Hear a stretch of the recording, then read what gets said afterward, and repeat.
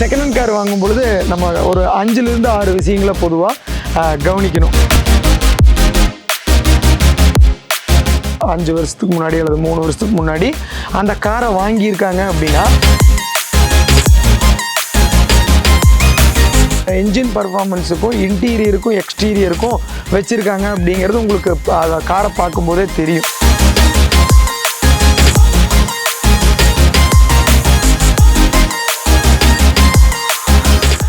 அனைத்து அன்பு நண்பர்களுக்கும் வணக்கம். இன்றைக்கி நிறைய நண்பர்கள் ஒரு அருமையான வீடியோ கேட்டிருந்தாங்க. என்ன அப்படின்னா, செகண்ட் ஹேண்ட் கார் வாங்கும்போது நான் என்னென்னலாம் கவனிக்கணும் அப்படிங்கிறத கேட்டிருந்தாங்க. ஏன்னா இந்த கோவிட் டயத்தில் ஆஃப்டர் கோவிட் நிறைய பேர் செகண்ட் ஹேண்ட் கார் பர்ச்சேஸ் வந்து ரொம்ப அதிகமாக இருக்குன்னு ஒரு சர்வே சொல்லியிருக்கு.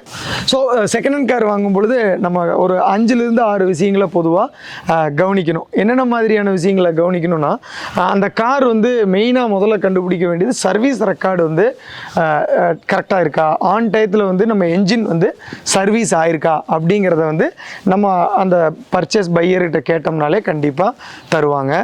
அடுத்தது வந்து அவங்க வந்து அந்த காரை வாங்கினதுக்கப்புறம் ஒரு 5 வருஷத்துக்கு முன்னாடி அல்லது 3 வருஷத்துக்கு முன்னாடி அந்த காரை வாங்கியிருக்காங்க அப்படின்னா, அந்த காரை அவங்க வாங்கினதுக்கப்புறம் எந்த அளவுக்கு காருடைய என்ஜின் பர்ஃபார்மன்ஸுக்கும் இன்டீரியருக்கும் எக்ஸ்டீரியருக்கும் வச்சுருக்காங்க அப்படிங்கிறது உங்களுக்கு அதை காரை பார்க்கும்போதே தெரியும். கார் வந்து அவங்க வந்து ஒரு வெயிலில் நிறுத்தியிருக்காங்க அப்படின்னாலும் அவங்க வந்து அந்த ப்ராப்பராக அந்த பெயிண்ட் எல்லாமே நல்ல ஒரு ஷைனிங் கண்டிஷனில் இருக்கா அப்படிங்கிறத நீங்கள் பார்க்கலாம். அதே போல் ஒரு கார் நம்ம வாங்கும் பொழுது அந்த கிளாஸில் வந்து அந்த இயர் நம்ம பார்த்தா அந்த வண்டி அடிபட்டிருக்கா இல்லையா அப்படிங்கிறது நம்ம தெரிஞ்சுக்கலாம். நிறைய பேர் வந்து கிளாஸை வந்து அந்த சேஞ்ச் பண்ணுறாங்க இல்லைங்களா, அந்த கிளாஸ் வந்து சேஞ்ச் பண்ணுற இது வந்து அடிபட்டால் மட்டுமே சேஞ்ச் பண்ண மாட்டாங்க, வைப்பர் ஸ்க்ராட்சில் இருந்துச்சுனாலும் சேஞ்ச் பண்ணுவாங்க. அதை வந்து நீங்கள் ஒரு டீட்டெயிலிங் சென்டர்லையோ அல்லது சர்வீஸ் சென்டர்லையோ அப்ரோச் பண்ணும்பொழுது அவங்க உங்களுக்கு அதுக்கான இன்ஃபர்மேஷன் வந்து கொடுப்பாங்க. அதே போல் அந்த பெயிண்ட் ஒரு வெஹிக்கிள் இருக்குது அப்படின்னா நம்ம என்ன பண்ணணும்னா, ஆங்கிள்னு சொல்லுவாங்க. அதாவது வந்து அந்த ஃப்ரண்ட் அண்ட் ஆங்கிளில் போய் நின்று பார்க்கும்பொழுது அந்த கலரில் வந்து சேஞ்சஸ் இருக்கா அப்படின்ட்டு இருந்து பார்த்தோம் அப்படின்னா, அந்த வண்டி அடிபட்டு ஒர்க் பண்ணியிருக்காங்க அப்படின்னாலும் அதோடைய கலரில் டிஃப்ரென்ஸில் நம்மளுக்கு நல்லா ரொம்ப தெளிவாக தெரியும். அப்போது அந்த வண்டி அடிபட்டுருக்குன்னா மேஜர் அடியா மைனர் அடியா அப்படிங்கிறத வந்து நம்ம தெரிஞ்சுக்கலாம்.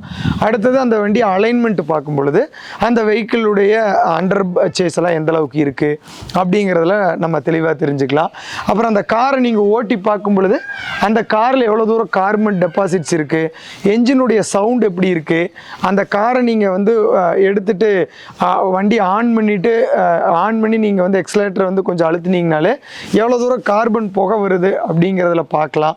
நான் கார்பன் புகை வராமல் மெயின்டைன் பண்ணியிருக்காங்கன்னா என்ஜினை வந்து ப்ராப்பராக கார்பனை ரிமூவ் பண்ணி மெயின்டைன் பண்ணியிருக்காங்க, அப்போ என்ஜினுடைய லைஃப் ரொம்ப நல்லாயிருக்கும் அப்படிங்கிறது நம்மளுக்கு தெரியும். அப்புறம் அதே போல் பானட்டை ஓப்பன் பண்ணி பானட்டுடைய ஹின்ச்சஸ்ஸு, அதே போல் டோர் ஹின்ச்சஸ் எல்லாம் பார்க்கும் பொழுது அந்த வண்டி எந்த அளவுக்கு அந்த பெயிண்ட் சர்ஃபேஸ் மெயின்டைன் பண்ணியிருக்காங்க, எந்த மாதிரி ஒரு டெஃப்லான் கோட்டிங் செராமிக் கோட்டிங்லாம் மெயின்டைன் பண்ணி அந்த பெயிண்ட்டுடைய லைஃப்பை எந்த அளவுக்கு எக்ஸ்டெண்ட் பண்ணியிருக்காங்கிறத பார்க்குறதுலையும் நம்ம அந்த காருடைய தரத்தை வந்து நம்ம தெரிஞ்சுக்கலாம். அப்புறம் காருடைய இன்டீரியரில் நம்ம உட்காருவோம். காருடைய இன்டீரியரில் உட்காரிலே தெரியும் அந்த இன்டீரியருடைய அவங்க எந்த மாதிரி பயன்படுத்தியிருக்காங்க. இப்போது அவங்க வந்து ஃபுட் எல்லாமே சாப்பிட்ருந்தாலும் அந்த ஃபுட்டு ஓடர் இதெல்லாம் வரும். அதே போல் ஏசியில் வந்து நம்ம ஆன் பண்ணாலே பாக்டீரியா வைரஸோட எஃபெக்ட் அவங்க வந்து அதை ப்ராப்பராக மெயின்டைன் பண்ணியிருக்காங்களா இல்லையாங்கிறது காரை வந்து ஓட்டும் பொழுது நீங்கள் என்ன பண்ணணும் அப்படின்னா ஏசி ஆன் பண்ணி பார்க்கணும். ஏசி எந்த அளவுக்கு ஏசி கண்டிஷன் இருக்குது அப்படிங்கிறதும் நம்ம வந்து பார்க்கணும். அப்புறம் அதே போல் லைட்டனிங்கு, எலக்ட்ரிக்கல் சிஸ்டம் இதெல்லாமே நம்ம பார்த்துக்கலாம். ஸோ எளிமையாக இந்த 5-6 டிப்ஸை பார்த்தாலே போதும். ஒரு கார் நம்ம உள்ள வண்டி எடுக்கிறோம், வண்டி போகும்பொழுதே அதனுடைய தோற்றத்திலே நம்மளுக்கு ஆள் பாதி ஆடை பாதிங்கிற மாதிரி காரை தெரிஞ்சிடும்.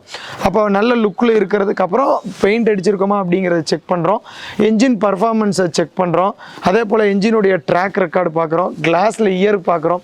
இந்த மாதிரி டிப்ஸ்லாம் நம்ம பார்க்கும்போது ஒரு செகண்ட் ஹேண்ட் கார் நம்ம வாங்க போகிறோம் அப்படின்னா அது எந்த அளவுக்கு லைஃப் இருக்கும் அப்படிங்கிறது நம்மளுக்கு ரொம்ப தெளிவாக தெரிஞ்சிடும். நிறையா பேர் போன வாட்டி நம்ம செகண்ட் ஹேண்ட் காருக்கு ஒரு டிப்ஸ் போட்டிருந்தோம். அதில் கார் வாங்கிட்டு நம்மளோட ஏஎம்சி கஸ்டமர்களாகவும் மாறிட்டு நிறையா பேர் வந்து கமெண்ட் பாக்ஸில் கமெண்ட் பண்ணியிருந்தீங்க. நிறைய பேர் நம்ம பிரான்ச் ஓப்பனிங்கில் வந்து அதுவும் சொல்லியிருந்தீங்க. உங்கள் எல்லாத்துக்கும் ஒரு பெரிய நன்றி. கண்டிப்பாக 5K கார் புதுசாக கார் வாங்குறவங்களுக்கும் டிப்ஸ் கொடுத்துருக்குன்னு நினைக்கும் பொழுது ரொம்ப எனக்கு சந்தோஷமாக இருக்குது. நிறையா பேர் கார் வந்து அப்கிரேட் பண்ணுறவங்களும் உங்களுடைய கமெண்ட் பாக்ஸில் வேறு ஏதாச்சும் உங்களுக்கு டிப்ஸ் வேணும் அப்படின்னாலும் கண்டிப்பாக கண்டிப்பாக சொல்லுங்கள். நமக்கு தெரியும் பொழுது அதை உங்களுக்கு ஷேர் பண்ணுறோம். உங்களுக்கு ஏதாச்சும் நல்ல டிப்ஸ் தெரியும் அப்படின்னாலும் கமெண்ட் பாக்ஸில் கமெண்ட் பண்ணுங்கள்.